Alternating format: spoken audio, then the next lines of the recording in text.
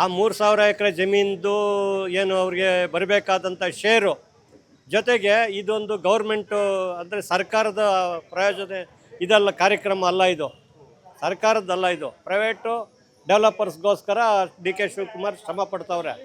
ನಾನು ಕೇಳೋದು ಇಷ್ಟೇ ಸರ್, ಈಗ ಬೆಂಗಳೂರು ಒತ್ತಡ ಕಡಿಮೆ ಮಾಡಬೇಕು ಅಂತ ಹೇಳ್ತಾರೆ, ಸತ್ಯ.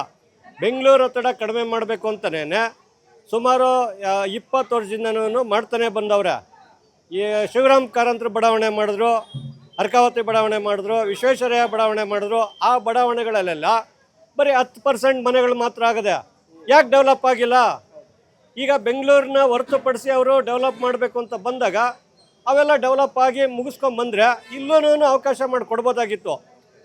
ಅವರು ಅಲ್ಲೆಲ್ಲ ಬೆಂಗಳೂರು ಹತ್ರದಲ್ಲೇ ಡೆವಲಪ್ ಆಗಿಲ್ಲ ಅಂತ ಅಂದ್ರೂ 35 ಕಿಲೋಮೀಟ್ರ್ ದೂರಕ್ಕೆ ಬರೋದು ಏನೈತೆ? ಡಿ ಕೆ ಶಿವಕುಮಾರ್ ನಾನು ಕೇಳೋಂಥದ್ದು ಪ್ರಶ್ನೆ.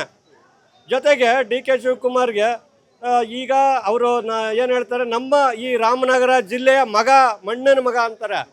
ನಾವೇನು ಪಾಕಿಸ್ತಾನದಲ್ಲಿದ್ದೀವಾ?